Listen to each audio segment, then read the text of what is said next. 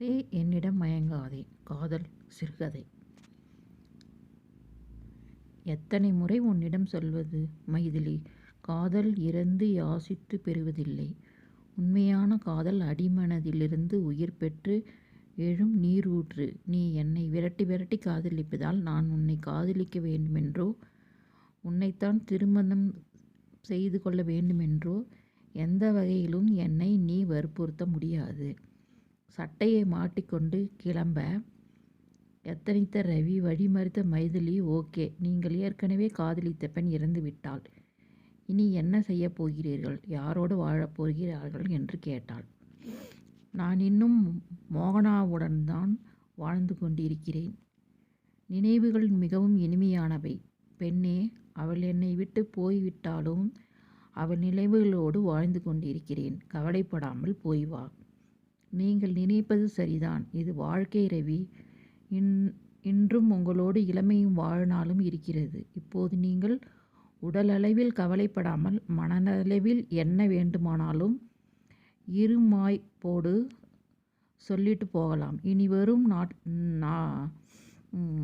நாளைகளுக்கு நீங்கள் பதில் சொல்ல வேண்டியிருக்கும்.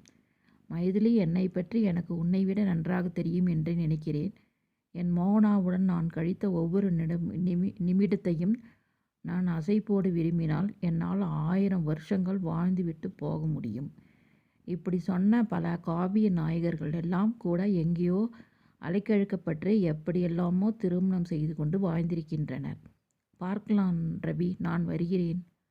வராதே. நீ வீணாக என்னை விரட்டி அடிப்பதில் எனக்கு உன்மேல் இரக்கம் வராமல் எரிச்சல் தான் வருகிறது. அட்லீஸ்ட் என்னை பார்த்தால் எரிச்சலாவது வருகிறது.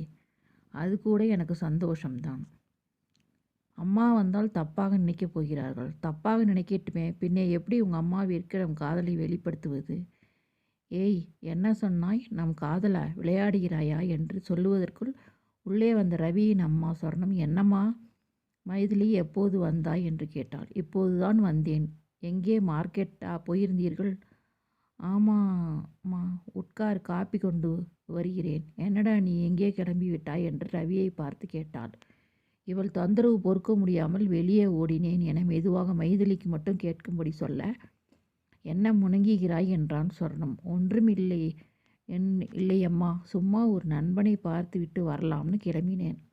சரி சரி என்றவாறு சமையற்கட்டிற்குள் கிளம்பினாள் சொர்ணம். ஆமாம், நீங்கள் மோகனாவை காதலித்து அவள் இறந்தது எல்லாம் உங்கள் அம்மாவிற்கு தெரியுமா? தெரியாது என்பது போல் ரவி தலையை அசைத்தான்.